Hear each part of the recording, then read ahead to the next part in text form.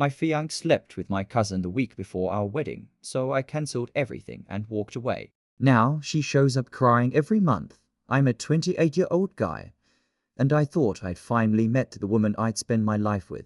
Her name was Hannah, and from the moment we met, everything felt effortless, like she was tailor-made for me. She had this way of listening that made you feel like the only person in the world. We met at a mutual friend's birthday party, and by the end of that night, we were already finishing each other's sentences.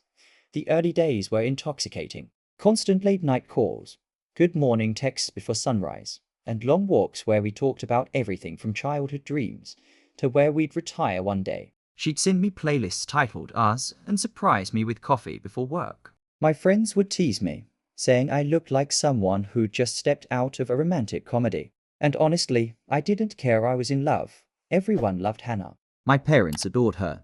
My friends joked that she was too good for me, and even my cousin Mark, the charming, loud, always in the center of everything kind of guy, seemed to hit it off with her immediately. They'd exchange playful banter at family dinners, and sometimes I'd catch them laughing at inside jokes I didn't quite get. It should bothered me, but I brushed it off. Mark was family. Hannah was mine. There was no reason to doubt either of them. Still, sometimes I noticed the way Hannah would lean a little too close when Mark told his ridiculous stories, or how Mark always volunteered to help her when we hosted gatherings. I told myself it was harmless. I was overthinking. Love, I believed, meant trust, and I trusted her completely.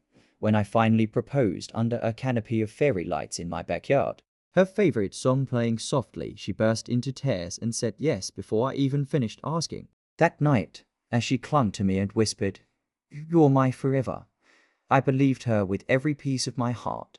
I had no idea how easily forever could shatter. If love makes you blind, wedding planning makes you deaf. Everyone had opinions.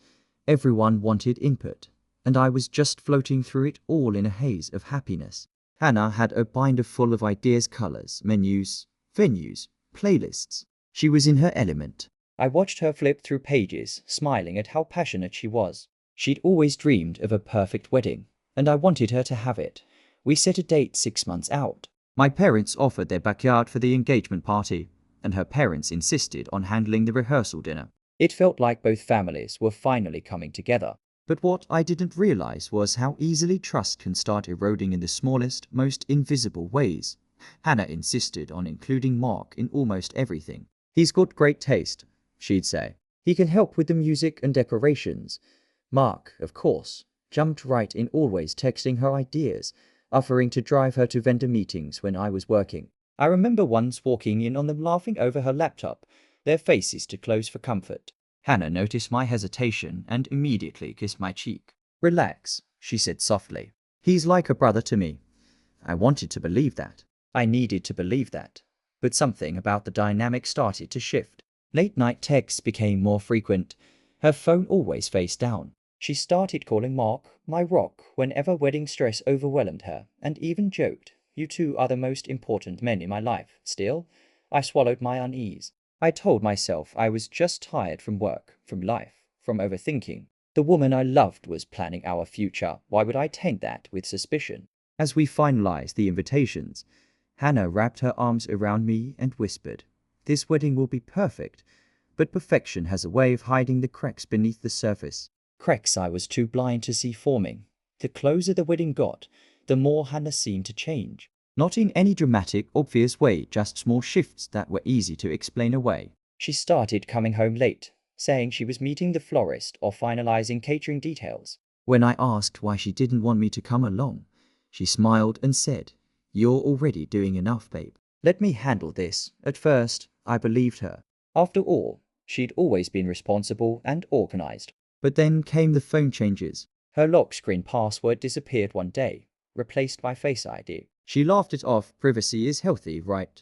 And kissed me before I could argue. Mark's name started popping up more too. He'd text her late, offering moral support, or randomly show up at our place with coffee for her. Just helping the bride, he'd joke, and everyone found it endearing. Everyone except me. One night, while we were watching a movie, her phone buzzed.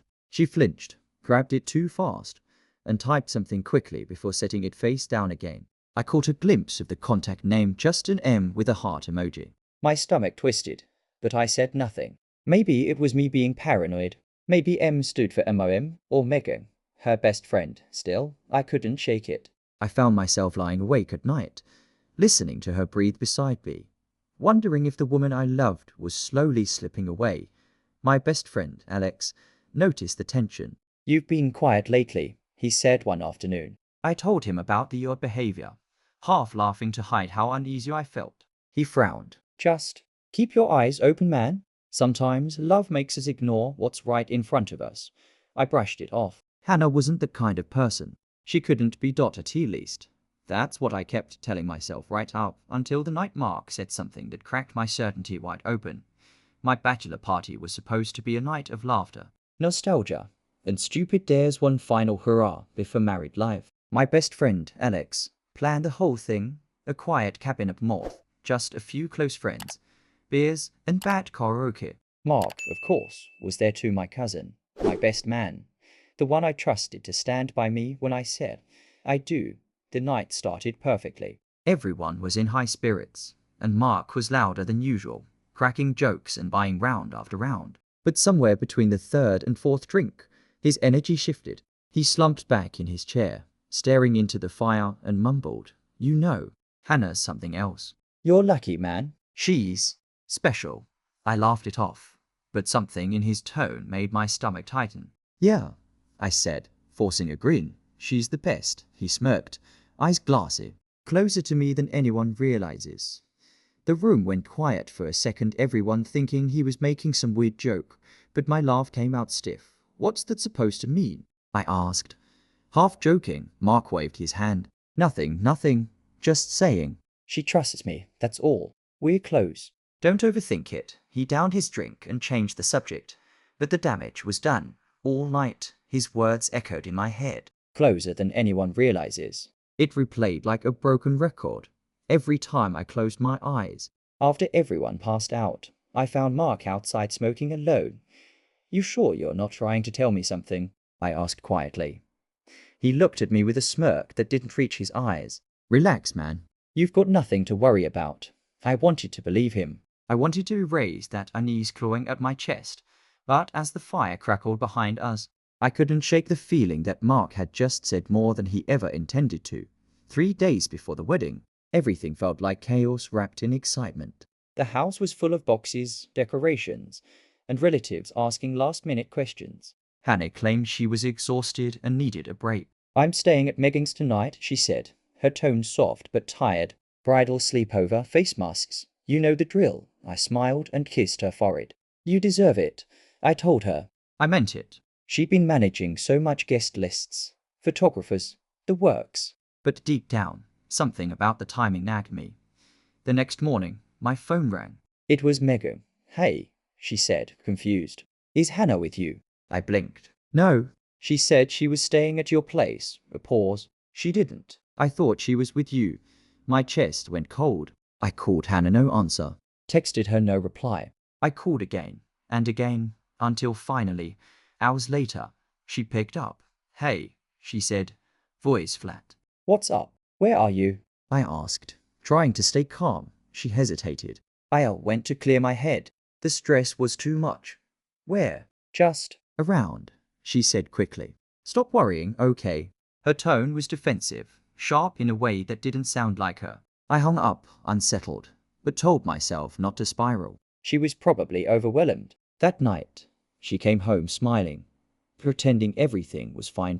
As she went to shower, her phone lit up on the nightstand. A message preview glowed across the screen. From Mark. Message. Last night was worth the risk. My heart stopped. The room seemed to tilt. I picked up the phone with shaking hands, staring at the words as if they might rearrange into something less horrifying. My chest tightened, my breath shallow. When she came out of the bathroom, humming softly, I couldn't even speak. I just looked at her, every promise, every forever collapsing into dust. When she came out of the bathroom, humming softly, I couldn't even speak. I just looked at her, every promise, every forever collapsing into dust. And in that silence, she knew. When I confronted Hannah, she froze mid-step. The towel slipped from her hands as I held up her phone. Want to explain this? My voice didn't even sound like mine. It was hollow, strangled, to calm. Her eyes darted to the screen, and for a moment, everything in her face fell apart. Then came the flood tears, shaking hands, whispered excuses. "It's not what you think," she said, over and over. "Then what is it, Hannah?" I snapped. Because last night was worth the risk sounds pretty damn clear. She broke down completely. "It was a mistake," she sobbed. I swear, it only happened once. "I was drunk, and Mark, he kissed me first." I didn't mean for it to go that far. Her words hit me like bricks. Every second felt like a slow-motion explosion. "So you slept with my cousin?" "The week before our wedding." She tried to reach for me, but I stepped back. "Please," she begged. "It didn't mean anything. I love you, not him." The door burst open. Mark stood there, pale, realizing what I'd seen. "Bro, listen, don't," I said. My voice shook, but my anger was ice cold. "Don't say a word." He started fumbling through lies, saying it was just a misunderstanding, that I misread everything. I held up the phone. "You texted her?" "It's right here." The silence that followed was worse than the yelling. Hannah was crying. Mark was staring at the floor, and I was standing between them, feeling like a stranger in my own life. My parents walked in just as I shouted, "The wedding's off," my mother gasped. My father tried to calm me, but I was already done. The room was spinning, their voices blending into static. I walked out without looking back, leaving behind the decorations, the suit, the dream. Outside, under the same fairy lights where I'd proposed, I realized the life I built was gone, and the people I trusted most had been the ones to destroy it. The morning after the confrontation, my phone wouldn't stop buzzing. Missed calls From family, texts from friends, Hannah's name lighting up the screen like a haunting. Everyone wanted answers: what happened, why the wedding was cancelled, whether the rumors were true. But I didn't owe anyone an explanation. Not anymore. The truth spread faster than wildfire. Within 2 days, everyone knew. My mom cried when I told her, whispering, "How could they?" my dad clenched his jaw and said nothing. Mark's parents called, insisting it was a drunken mistake that shouldn't ruin the family. My aunt even said, "You two were so close, don't throw it all away over one night." One night. Just one night that shattered everything. Hannah sent me messages nonstop. Long paragraphs about regret, how she didn't think straight, how she'd do anything to fix it. Each message ended the same way: "Please don't hate me." But I couldn't even bring myself to reply. Hate required energy, something I didn't have left. The wedding venue called about the final payment, asking if we still wanted to proceed. I told them to cancel it. The woman on the phone went quiet, her cheerful tone collapsing. "I'm so sorry to hear that," she said softly. I just nodded, even though she couldn't see me. That night, I sat in the dark living room surrounded by boxes of wedding decor, centerpieces, candles, invitation cards that would never be sent. The fairy lights I once hung for her still flickered dimly across the wall. I opened one of the envelopes and read the printed words aloud. "Together forever, Hannah and Liam." My chest tightened until I couldn't breathe. Forever. What a cruel word. I picked up the stack of invitations, fed them one by one into the fireplace, and watched the paper curl into ash. The warmth from the flames didn't reach me. It never would again. And that was the moment I realized silence can be louder than any scream. After the wedding was officially cancelled, my life felt like an echo chamber of shame and whispers. Every time my phone buzzed, I flinched, afraid it was another pity message, another relative telling me to move on. I stopped answering calls. I stopped going outside. My world shrank to 4 walls and a hollow silence I didn't know how to fill. The house smelled like dust and forgotten meals. The suit I was supposed to wear still hung in my closet, untouched, like a ghost mocking me. Some nights I'd sit on the edge of the bed staring at it, trying to convince myself that it was over, that she didn't deserve another tear. But that's the thing about betrayal, it doesn't end when the person leaves. It lingers, poisoning every memory. Mark tried reaching out once. He showed up at my door, eyes bloodshot, muttering something about how he'd lost control and hated himself. I didn't let him finish. I slammed the door so hard it rattled the frame. Through the wood, I heard him whisper, "You'll never understand how sorry I am." Hannah wasn't any better. She texted me every night, pictures of us, old voice notes, desperate pleas. "I can't sleep. Please talk to me." I deleted them all. But deleting her words didn't delete the ache they left behind.